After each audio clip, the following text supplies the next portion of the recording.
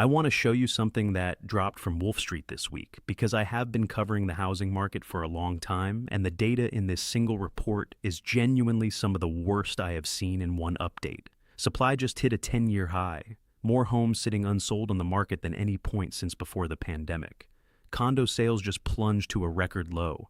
New home sales just crashed 17.6% in a single month, when analysts were only projecting a 2.7% drop.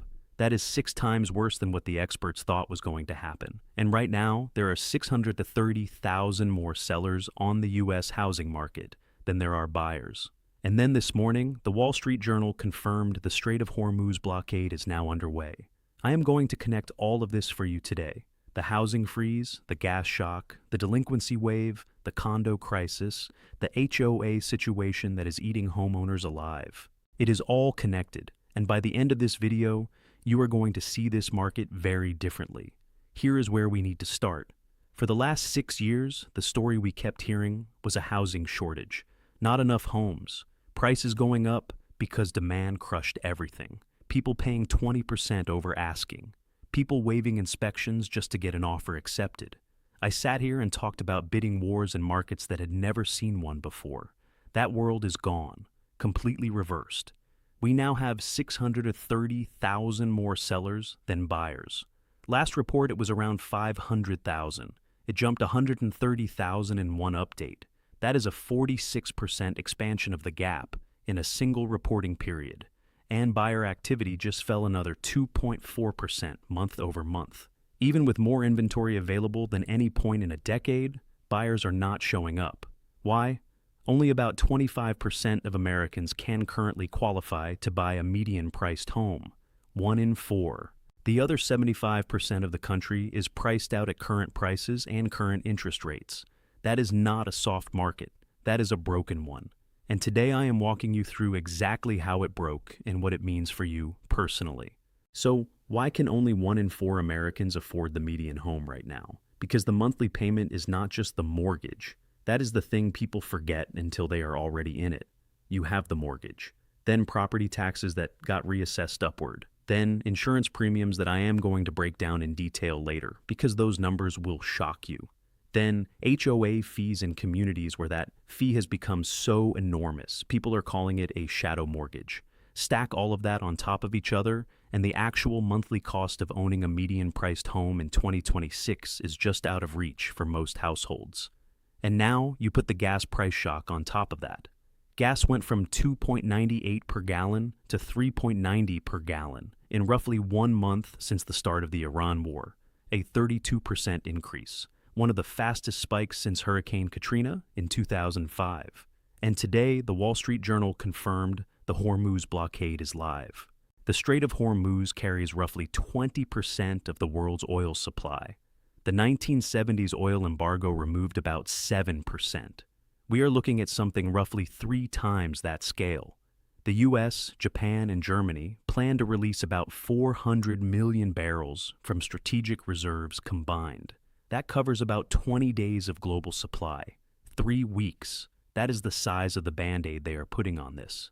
Think about what this does to someone who is already borderline qualifying for a mortgage. Their gas bill just went up $150 a month. Groceries cost more to deliver. Everything that moves on a truck costs more. People who were at the limit are now past it. And there is something else about gas and the housing market that does not get talked about enough.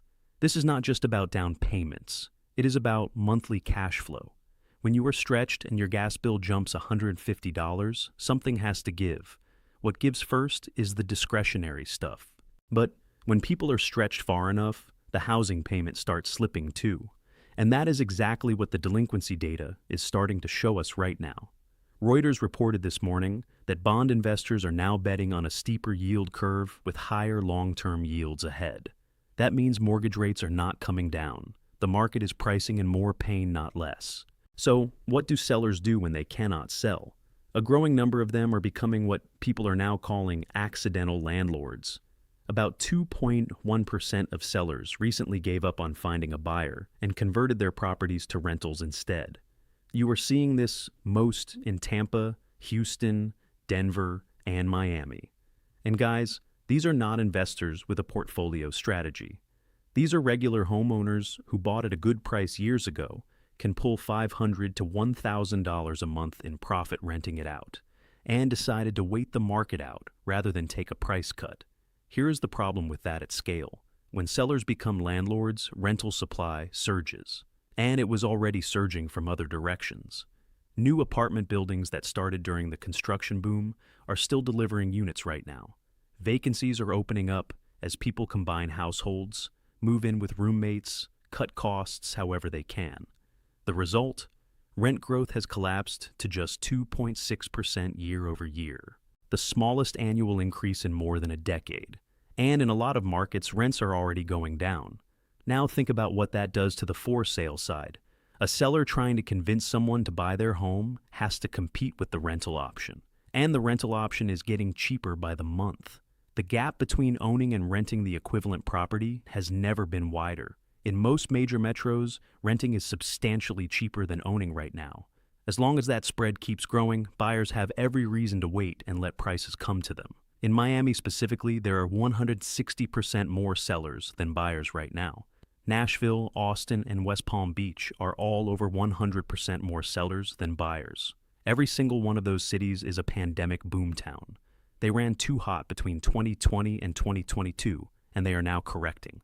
The areas that escaped the boom are also largely escaping the bust. Yahoo Finance ran this headline today. From coffee to housing, costs are rising everywhere. That is the broader context for all of this. It is not just housing costs squeezing buyers out of the market. It is the combined pressure of every single cost going up simultaneously while wages fail to keep pace. Something has to give, and what is giving is housing demand. This is the part of the story I want to spend the most time on, because this is where the housing slowdown becomes something more serious for a lot of families. Right now, approximately 817,000 mortgages in the United States are either 90 or more days past due or already in active foreclosure. That number is up 25% in just the last 4 months. Not year over year, 4 months. Serious delinquencies measured year over year are up 18%. The main drivers are higher mortgage rates, insurance costs that never stopped climbing, and the household budget squeeze coming from every direction at once. Now, this is not 2008 yet. During that crisis, roughly 10 million foreclosures hit the system simultaneously. We are not at those numbers. But the rate of acceleration is what demands attention.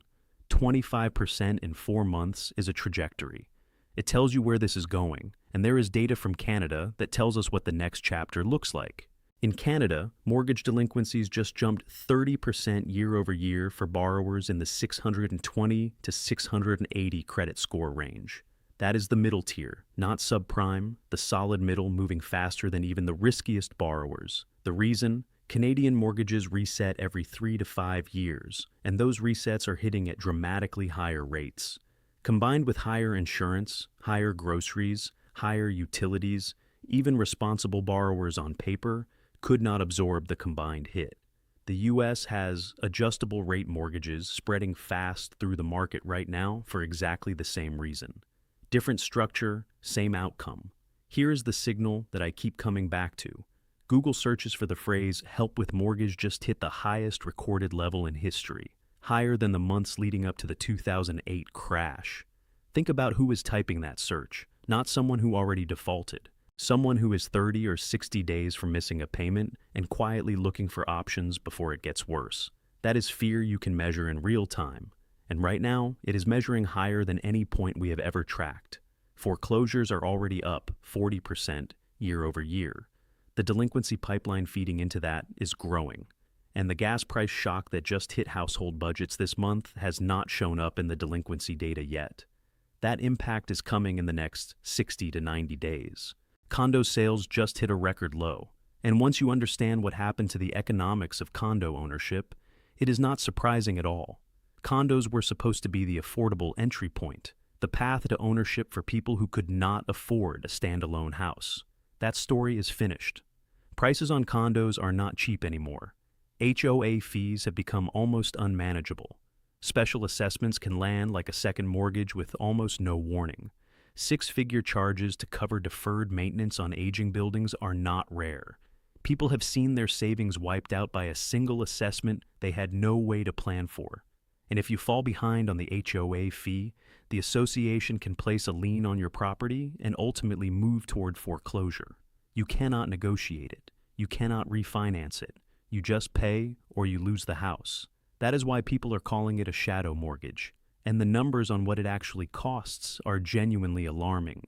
The national median HOA fee is now $135 per month, up from $125 last year and $108 back in 2019.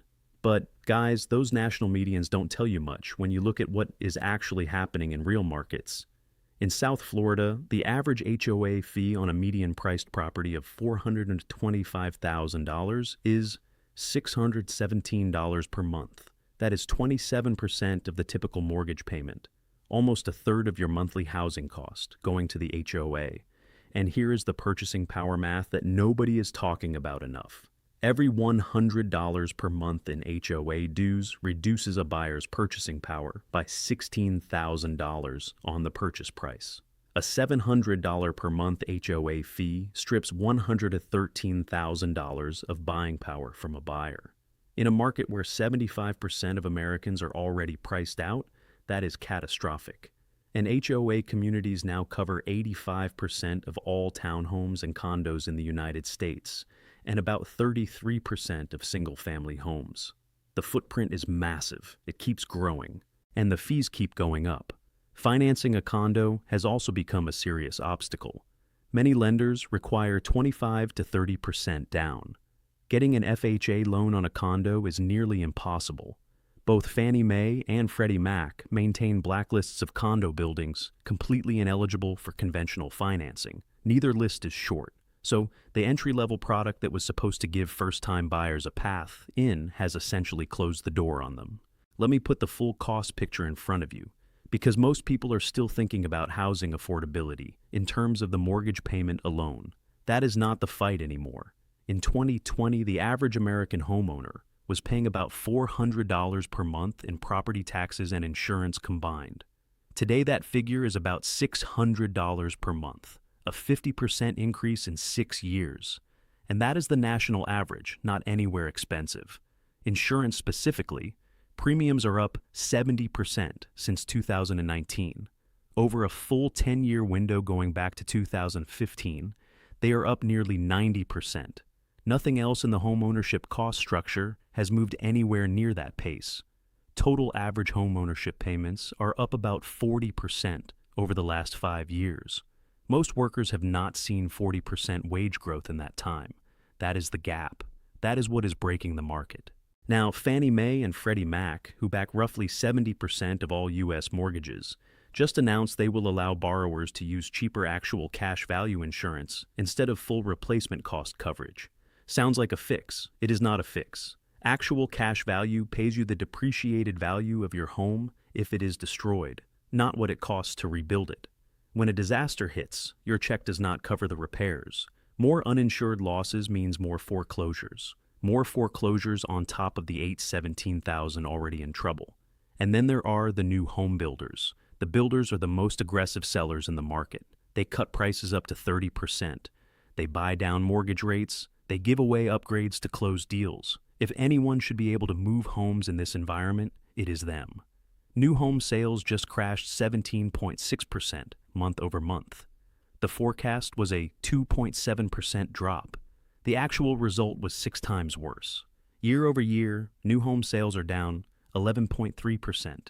New home prices are down 6.8% year over year. Inventory on new homes is up 0.4% month over month.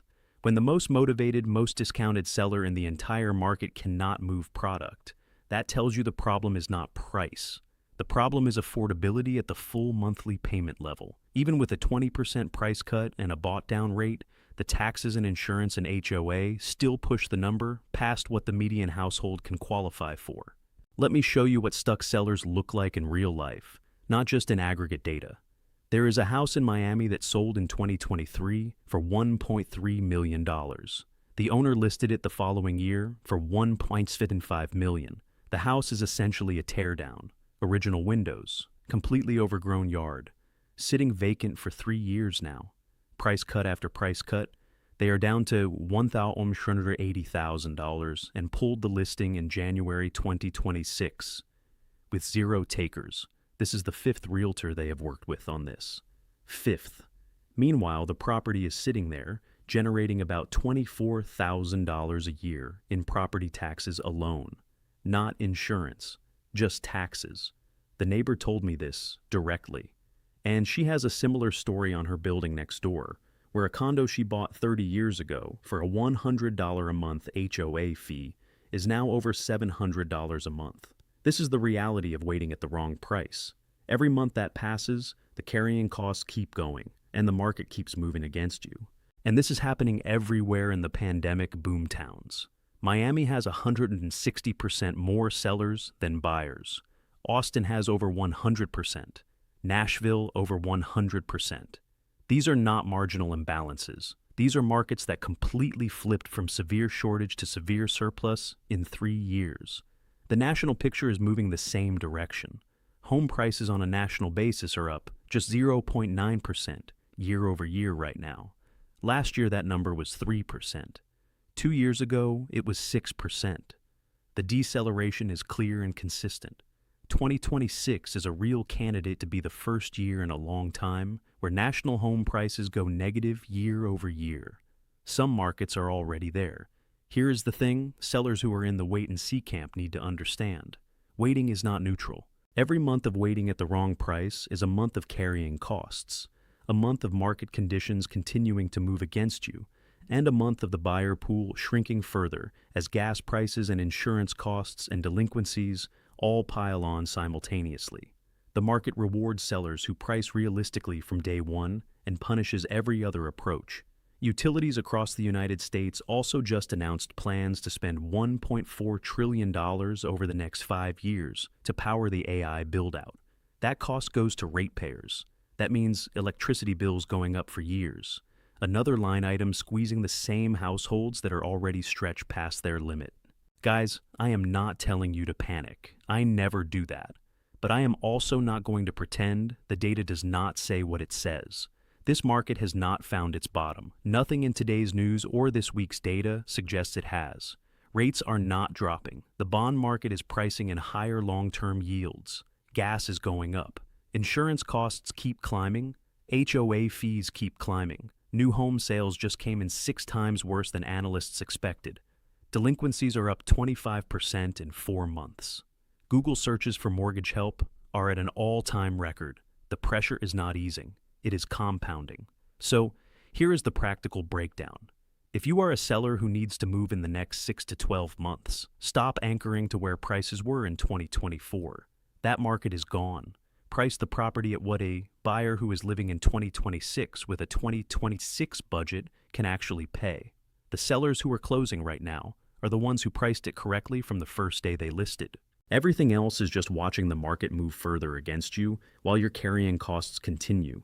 If you are a potential buyer, you have more leverage right now than at any point in the last 6 years.